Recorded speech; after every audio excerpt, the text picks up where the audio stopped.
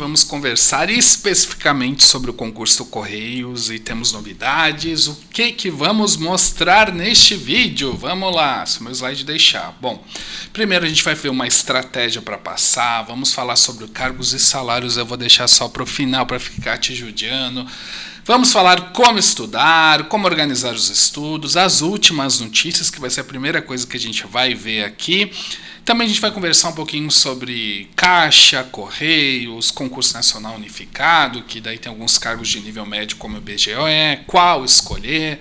Vamos conversar sobre tudo isso tranquilamente, direto ao ponto. Tá aí, vamos começar então. Vamos com a notícia. O Fabiano Silva Santos, esse senhor aí é o presidente dos Correios, ele confirmou que em 2024 vamos ter um concurso. Eles estão estudando as carreiras, reestruturando, estão estudando um plano de demissão voluntárias, o que é voluntário, o que é comum antes de um concurso. Já foi mapeada uma necessidade de 6.619 servidores imediatos e 13.838 de cadastro de reserva. A gente está falando aí em torno de 20 e tantos mil vagas para o concurso. Então vai ser um concursão. Muito provavelmente vai ter mais vagas que Caixa, que Banco do Brasil, não que CNU, porque são vários cargos, mas que os cargos de nível médio do CNU. A gente vai conversar um pouquinho sobre cargos. E sobre salário, eu tenho uma notícia interessante aí para você, mas vamos lá, vamos conversar. Bom, lembrando um recadinho rápido aqui, dia 17 de fevereiro, às 14 horas, a gente tem um aulão grátis sobre estratégias e técnicas ultras, não secretas, mas ultras pontuais para você passar em concurso público. Vai ser online, então eu peço que você inscreva-se aí, o link está na descrição, ou você vai no wagnerfernandes.com, você vai achar aí a informação bem interessante aí para você. São vagas limitadas, então eu peço que você já vá se inscrevendo, e eu acho que é isso, né? São segredos e técnicas para passar em concurso. Bom, os cargos, tem o cargo de agente de correio, que o mais conhecido é o carteiro, o atendente comercial, que é aquela pessoa que fica ali no balcão, provavelmente tentando te vender alguma coisa, e o suporte, que fica mais na parte de retaguarda. Também a gente tem outras carreiras de nível médio, como o técnico de correios e desenvolvimento, que na parte operacional, que é uma parte mais de monitoramento e avaliação. Atendimento e venda também é monitoramento e avaliação do atendimento e venda. E suporte, que também é uma parte de suporte para a parte técnica. Temos a parte de nível médio também para especialista, tem operacional, que é análise do fluxo postal, comercial, que é a análise do fluxo comercial, e suporte, que é a criação de serviços, principalmente de vendas e auditoria. Só que são os cargos de nível médio, que certo, provavelmente teremos para carteiro e atendente comercial, e eu acredito que para os outros também. Mas só para você entender como é que funcionam os cargos, a maior parte dos cargos provavelmente vai ser para carteiro e atendente. Na parte de nível superior aí são formações específicas, né? Para analista aí tem administrador, advogado, analista, arquiteto, estatístico e tudo mais. São carreiras mais especialistas. E na de nível médio também tem carreiras técnicas, que daí tem enfermeiro do trabalho e tudo, enfermeiro, técnico do trabalho e tudo mais. Bom, vamos conversar aqui sobre a última prova. E aqui a gente já cai num problema. A última prova, para nível médio, faz muito tempo mesmo. Para nível superior foi em 2017, também já faz um pouquinho de tempo, né? Então o que caiu? Foi informática, 20 questões, matemática e português. É uma prova que eu acho dificilmente vai ficar só nisso. Assim, eu acredito que, dependendo da empresa que é organizada, a banca, a prova vai ter características um pouco diferentes. Eu acredito que eles vão cobrar um pouquinho de conhecimento aí de vendas, provavelmente, de produtos.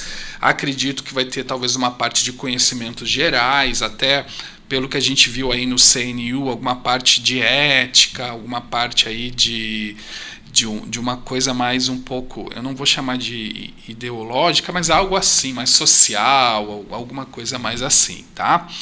Então, fique de olho nisso, vá dando uma olhadinha em conhecimentos gerais também, mas informática, matemática e português é praticamente certo que vai cair. No último concurso de nível superior, a gente teve conhecimentos específicos, que foi mais ou menos também informática, matemática, português, teve raciocínio lógico também, e conhecimento específico da área. Bom, aqui eu estou deixando alguns depoimentos de pessoas que fizeram concursos de nível médio, não específico do Correio, porque do Correio faz muito tempo. Então são pessoas que foram aprovadas entre os primeiros lugares. Eu quero que você, estou deixando o link na descrição, é para você se inspirar, ver como a pessoa estudou. Isso é importante, assim, você vê quem passou. Eu já passei também em alguns concursos, eu posso te ajudar, mas um concurso mais próximo do que eu sou auditor, é um concurso muito diferente desse. Agora a gente vai conversar sobre o checklist do aprovado. O que é isso? Assim, a gente vai conversar aqui especificamente sobre... Deixa eu deixar maiorzinho. Não, vamos deixar assim. Sobre material, sobre organização, métodos e técnicas, emocional e estratégia, dependendo da fase que você está de estudo. Eu acredito que quase todo mundo esteja numa fase iniciante. Antes do checklist do aprovado, a gente já vai falar sobre material. Bom, vamos falar primeiro sobre materiais. Eu tenho cupons reais na descrição, aqui estão alguns para você ver lá no site. Se você não estiver no YouTube, não achar o link, você vai no site próximosconcursos.com. Lá no menu você vai achar os descontos. Aí, para quem é iniciante, qual material que eu recomendo? Eu geralmente, quem não tem uma, como é que eu vou dizer, um hábito de estudar muito, aquela pessoa que não é muito estudiosa, está começando agora, tem uma certa dificuldade, não tem hábito de leituras, é uma pessoa estudiosa, vamos dizer assim, eu recomendo um curso online. Por quê? Porque eu entendo que ele tem um formato mais amigável para quem está iniciando. Eles trabalham mais esse tipo de público, vamos dizer assim. Agora, se você já é um estudioso, eu já vim estudando para outros concursos, não tem problema com leituras extensas, aprofundamentos, não se cansa lendo muito tempo, eu recomendo Estratégia Concurso porque é o que mais aprova. Aí você diz, eu sou iniciante, eu quero Estratégia. Ok, não tem problema. Eles têm, tanto o GRAN quanto o Estratégia, tem 30 dias para testar e você pode aí também testar os dois e ver qual que gosta, eles devolvem o dinheiro, né? Para quem tem pouco tempo para estudar, eu recomendo os cursos mais concisos. Eu acho que para o Correios de Estratégia ainda não lançou o passo estratégico, mas assim que tiver mais edital, acredito que eles vão lançar. E cuidado com as apostilas da esquina. Eu sempre digo que o meu primeiro concurso foi do Banco do Brasil. Eu peguei aquela apostila desgraçada da esquina, que era ruim pra caramba, não caiu nada do que tinha na apostila, não entendi nada, porque tinha até erro grotesco. Minha língua, assim, não tinha uma língua portuguesa, estudo em língua portuguesa tão bom e eu conseguia ver os erros grotescos na apostila. Então, procure bons materiais. Bom, vamos lá. Técnicas de estudo e memorização. Essa parte é importante. Eu quero que você respire fundo aí, toma uma aguinha e vamos lá. Estudo ativo. O estudo ativo é a melhor técnica e mais importante que tem. Como é que você sabe que está tendo um estudo ativo? Se você está estudando e está legal, está ligado no que o professor fala, seu estudo é ativo. Se está dando sono, se você começa a pensar na lista de compra, no papel higiênico que tem que comprar, ou sei lá o que, ou no WhatsApp que tem que enviar, ou no TikTok que tem que ver, eu não sei o que você fica viajando, ou na sua série específica, nossa, agora eu que estou viajando, né? Bom, você não está com o estudo ativo. O estudo ativo são métodos, técnicas, algumas pessoas fazem intuitivamente, mas a maioria, como eu, precisa ter algum método para ficar ligado ali ou na leitura da apostila ou na videoaula. Na parte de aprendizado, que é quando você tem o primeiro contato com a disciplina, como que você pode utilizar o estudo ativo? Com técnicas de ficar ligado no que o professor fala. Uma técnica que eu gosto muito é ficar anotando em forma de tópicos toda a aula ou resumindo a minha apostila em forma de tópicos. Porque no momento que eu estou anotando, eu estou resumindo, eu estou ali ligado, eu não começo a viajar porque eu tenho que resumir, eu tenho que anotar. Outra forma, uma técnica muito boa é anotar em forma de perguntas. Então, toda a aula a pessoa faz perguntas e depois ao final, às vezes com resposta, às vezes sem resposta, tem as duas técnicas, né? Tem gente que prefere até sem resposta, que depois trabalha um pouco melhor o cérebro, se você trabalhar isso melhor, né? E também é mais rápido, né? Na parte de revisão, e é importante você fazer revisão, já já a gente vai falar, como que você faz uma revisão de estudo ativo? Vamos dizer que você vai revisar um resumo que você fez ou um mapa mental. Aí você está com o papel ali anotado e a maioria das pessoas pega, lê para tentar se lembrar. Minha recomendação para revisão é o seguinte: você pega o seu mapa mental, a sua anotação, o seu resumo da aula, sei lá o que você vai revisar, e veja só o tópico. Então sempre escreva o tópico em cima, uma pergunta, e pensa, o que eu me lembro disso? Aí o que você se lembra, ou tenta se lembrar mentalmente, ou anota no papel, ou no computador, ou no celular, não sei, e depois você compara o escrito com o que você se lembra. Você vai ter um método muito mais ativo, vai dar um trabalho maior, mas você vai ter resultados de memorização muito melhor. E questões, quando as pessoas fazem questões de concursos anteriores ou exercícios, muita gente faz como se fosse, sei lá, um show do milhão, ou acertei a resposta, ganhei, sou muito legal, nossa, sou muito bom. Não é a estratégia melhor. O que você vai fazer? Você vai pegar a questão, sei lá, ter uma questão com enunciado e 5 alternativas, mesmo que você tenha acertado. A primeira coisa que você vai ver, eu fiquei com dúvida em alguma? Por que eu fiquei com dúvida? Não sei, eu fiquei com dúvida, mas acertei. Tá, mas por quê? Aí você volta na teoria e vê por que aquela está errada e por que essa está certa. Outra questão importante também para você trabalhar com questões, né? As dobradinhas aqui. Outra coisa importante para você trabalhar com questões. Pegue cada letra e veja o que eles estão falando. Vou dar aqui um exemplo bobo, assim. Deixa eu pensar aqui de cabeça. Uma coisa de história, sei lá. Está perguntando sobre a independência do Brasil e lá no meio fala sobre proclamação da República. São tópicos diferentes. Daí você pensa, nossa, se está colocando esse outro tópico aqui no meio, a banca pode cobrar de novo esse outro tópico. O que eu lembro desse tópico? Aí você volta na sua revisão, aí você volta na anotação, aí você volta no seu material escrito. Então você pega letra por letra ali da pergunta e pensa, o que eu sei disso, por que está certa, por que está errada, é um outro assunto, o que eu lembro desse outro assunto, e você vai trabalhando aí.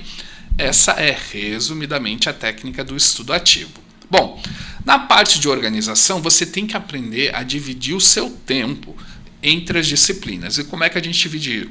Como são poucas, é mais tranquilo, né? Mas você tem que dar mais atenção aí para aquelas que têm maior peso, no caso aqui dessa prova não teve muito, e para aquelas que têm, vamos dizer, que você tem mais dificuldade, que tem mais material. Então aquelas que têm mais material para estudar, que tem maior peso e você tem mais dificuldade, tem que estudar muito. Daí você vai balanceando e jogando, essa aqui tem um peso alto, mas eu já sei bem.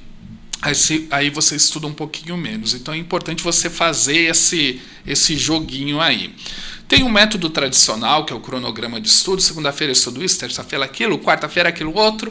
É um método que eu não gosto muito, porque me traz muita frustração. Porque às vezes você se programa para segunda-feira estudar alguma coisa, mas acontece o imprevisto e não consegue, ou acordou mal, sei lá. Então isso gera muita frustração. Eu prefiro o ciclo de estudo. Neste momento eu não tenho como te explicar sobre o ciclo de estudo, mas peça aí materiais que eu te mando materiais sobre o assunto. É um método que eu acho bem mais interessante. E tem um método Pomodoro que ele é muito bom para quem tem dificuldade de concentração. Então se você me peça nos comentários que eu mando também o método Pomodoro. Bom, métodos de compreensão. Primeiro, você tem que entender que não vai utilizar para tudo. Você vai utilizar apenas para aquelas situações mais complexas. Então, vamos dizer que você estudou alguma coisa e começou a errar as questões. Opa, não deu certo. Eu vou ter que usar algum método de compreensão para entender isso melhor. E ele é bom também para matemática, para as exatas, né? Primeira autoexplicação é você imaginar que está dando uma aula. Esse método é o meu favorito. Segundo é a técnica Feynman, que ela é toda específica, assim. Mas é mais ou menos você imaginar que está ensinando para uma criança. Mas se você tem que voltar, tem todo um método. E tem o SQ3R também. Eu nunca gostei de utilizar muito esse método. Eu acho ele muito trabalhoso. Mas se você quiser utilizar, são também métodos de compreensão interessante. O meu favorito é a autoexplicação, é o que eu utilizava praticamente diariamente. Métodos de anotação. Primeiro você tem que saber por que vai ter que anotar. Primeiramente, para se manter no estudo ativo ali na explicação. Depois você pode utilizar esse material para fazer resumos, ou o próprio material, se está bom ali na primeira anotação, para depois revisar. Aí nós temos esquemas, temos flashcards, que é aquele que você tem a pergunta e a resposta do outro lado. Inclusive tem o Anki, um programa muito bom de flashcard. Temos mapas mentais, que é uma figura mais assim visual. A gente tem programas bons aí grátis de mapas mentais. Tem por tópicos, que é um do meu favorito, que você vai colocando, isso é dentro disso, isso é fora disso, e vai fazendo ali os tópicos. E tem resumos também. Esses métodos de anotação você tem que organizar bem. Se fizer digital ou se fizer à mão, tem que organizar bem, porque você vai constantemente revisar isso. Por falar nisso, métodos de revisão, você tem que entender a importância da repetição espaçada. É assim, para você mandar a informação para a memória de longo prazo, você precisa de duas coisas. A primeira coisa é uma coisa emocional, assim, uma coisa muito importante. O primeiro beijo, sei lá, um desastre, sei lá, qualquer coisa que aconteceu na sua vida. Se tem uma carga emocional muito grande, ele manda para a memória de longo prazo. Dificilmente a gente consegue utilizar isso para o estudo. Por quê? A outra forma é a repetição espaçada. Ao longo do tempo, espaçadamente, você tem que rever aquele conteúdo. Os estudiosos dizem que você tem que rever de 5 a 7 vezes. Por isso que não dá para estudar uma coisa agora e ver daqui a 6 meses. Não, você estuda agora, amanhã dá uma olhadinha de novo, 2 dias depois dá uma olhadinha de novo, uma semana dá uma olhadinha de novo, dali a 3 semanas dá uma olhada de novo, e você vai vendo ali e revendo conforme já foi para a memória de longo prazo. Quando você viu que foi para a memória de longo prazo, aí tá, ok, não revejo mais, ou vou botar uma revisão muito longa. Daí você vai trabalhando isso com os simulados e com as questões de concurso anteriores. E questões de concurso anteriores podem ser uma boa alternativa para revisar também. Então você vai lá, ou no Estratégia, ou algum banco de questões, e procura questões sobre o assunto que você quer revisar. E simulados são importantes para você ver como está indo, o que precisa estudar mais ou revisar mais. Métodos de memorização, lembrando também que você não vai utilizar para tudo aquilo que você vê que é meio decoreba e está sempre errando, ou aquilo que você já vê que é uma lista que é importante e você não está conseguindo memorizar. Temos o Palácio da Memória, que é o melhor método de memorização que tem. Temos o método da história e recursos mnemônicos, que nada mais são que, sei lá, frases, musiquinhas, tudo mais. Bom, cuidado do seu emocional para o dia da prova. Eu recomendo você estudar ao máximo, mas tirar um tempinho para descansar, fazer coisas legais. Eu até sugiro, eu vou estudar hoje tantas horas, mas depois eu vou fazer uma coisa que eu tenho prazer. Ver um seriado, correr, comer, eu não sei o que te dá prazer. Não esqueça de descansar, de uma boa alimentação, exercícios físicos. E aprenda a lidar com a ansiedade. Um dos principais problemas dos concurseiros realmente interessados é a ansiedade. Tem técnicas, tem maneiras de lidar com isso. Bom, estratégia para você que está iniciando é tentar e descobrir aí quando sair a banco que cai, mas agora tem que estudar tudo, né? A gente não sabe qual vai ser a empresa. E você que já está avançado, cuidado para não ficar estudando aquilo que você já sabe, né? Mais tempo para revisões e questões de concurso anteriores. Bom, tá aqui o salário médio. Inicial, ele começa com médio aqui de nível médio, tá? Ele começa com 2.000, não é muito, só que vai ter uma melhoria, mas você vê tem muitos níveis, são 90 níveis, então você vai subindo rapidamente. O final tá R$11.000, tá? Tem outros benefícios também. De nível superior começa com 6.000 e termina com 25. Ali está 23, mas é R$25.000. Além disso, você tem vale alimentação, vale refeição, transporte, auxílio creche ao babá, auxílio para filhos com deficiência física, assistência médica, odontológica. E vamos ver aqui, previdência complementar, o Postales e Postal Prev. E aqui, gente, eu quero que você veja essa informação com cuidado. Eu não sei se você conhece o Glassdoor, é um local onde as pessoas colocam os salários. Então são funcionários, talvez, são pessoas, eu acho que sim, teve 13.000 entrevistas, né? E eles colocaram os salários. Só que isso aqui são pessoas que estão há muito tempo na carreira. E essa carreira está sendo reestruturada e foi reestruturada novamente. Então você vê aí os carteiros estão com um salário muito alto, né? Todos estão com salários muito altos, né? O que eu achei interessante, todos falaram muito bem do Vale Alimentação, que isso aí provavelmente vai se manter, e teve participação em resultados também, isso aí é interessante. Mas aqui é só para você ter uma ideia geral aí dos cargos. Eu acredito que não vai ser mais esse salário, só que são carreiras que já devem ter sido reestruturadas, né? E até porque a empresa precisa ser viável, né? Eu acredito que eles não vai ser 2.000 ali o salário, ou se for 2.000 em seguida vai melhorar, porque eles estão reestruturando, mas não vai ser 24, 34 mil. Mas é só para você ter uma ideia, né? Que tem muito penduricalho nesses cargos, tem muito benefício assim, meio que escondido, que a gente só descobre depois. Bom, eu quero que depois você volte aqui, vamos comemorar essa aprovação. Não esqueça aí de inscrever-se no nosso evento aí dia 17 de fevereiro, às 14 horas, online, que eu vou me aprofundar mais, vou dar melhores dicas, prometo que vou dar melhores dicas que essas. Abração e sucesso!